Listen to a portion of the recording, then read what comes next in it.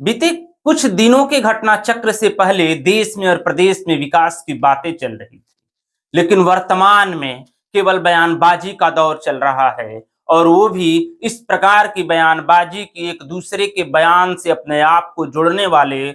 और ये जो समर्थक हैं इतने उग्र हो गए हैं कि औरंगजेब विवाद, राणा सांगा विवाद और इसके बाद ही एक दूसरे पर धारदार हथियार से हमला का विवाद। ताजा तरीन मामला आया है देश के प्रधानमंत्री मोदी के अपने संसदीय क्षेत्र बनारस का। बनारस में बनारस के ही मिश्रा जी के नाम से प्रसिद्ध हरीश मिश्रा पर कथित रूप से कर्णी सेना के ही कोई मिश्रा या पांडे जी के द्वारा एक महाविद्यालय के बाहर धारदार हथियार से हमला कर दिया गया। जब बात कथित रूप से कर्णी सेना से ही जोड़ी गई तो अभी ताजा तरीन मामला पिछले दिनों का ही आगरा में कर्णी सेना के द्वारा जमकर एक विरोध प्रदर्शन को भी देश में खूब सुर्खियां मिल रही हैं। देश में ही नहीं प्रदेश में भी, क्योंकि यह विरोध प्रदर्शन उत्तर प्रदेश में मोहब्बत की याद में बनाया गया ताजमहल वाले जिले आगरा में किया जा रहा है।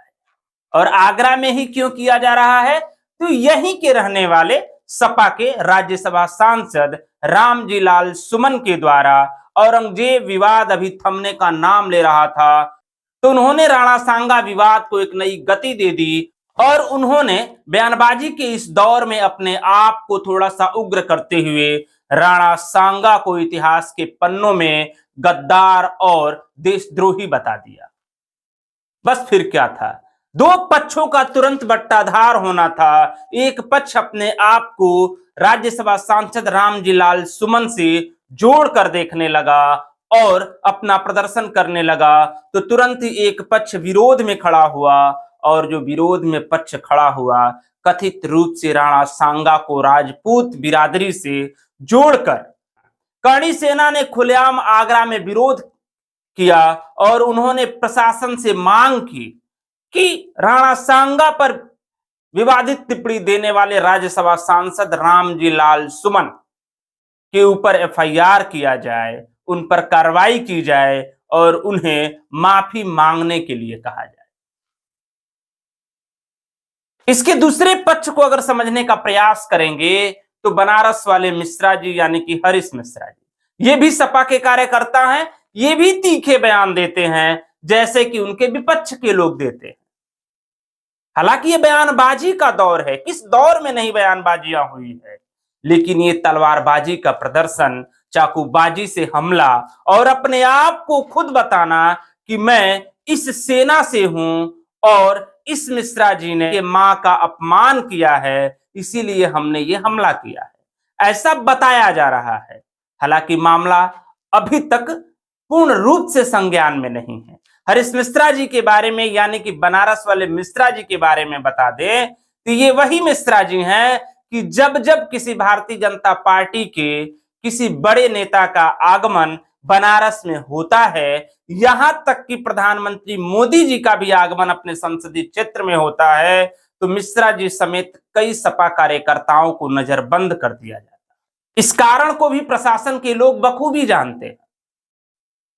लेकिन अब बात हो रही है कि बयानबाजियां हर दौर में हुई हैं, ये तलवारबाजियों का प्रदर्शन और चाकूबाजी ये अब इस दौर में हो रही हैं, इतनी ज्यादा मात्रा में हो रही है कि यह समझ से परे है।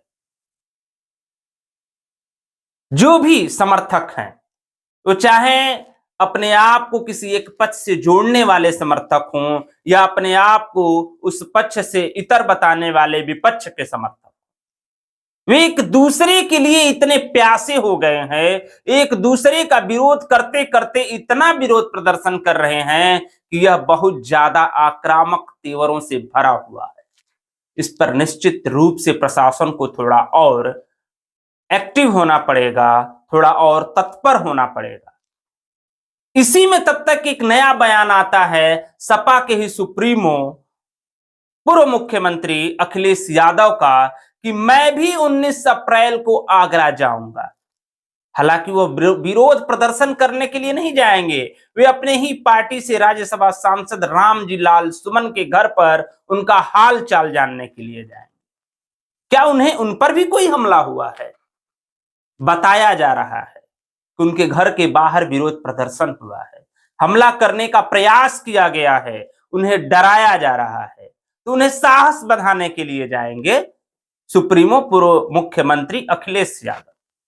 हालांकि इससे पहले ही सपा के ही संस्थापक सदस्यों में से एक रामगोपाल यादव और शिवपाल सिंह यादव उनके घर पर उनका हालचाल जानने के लिए जा चुके हैं।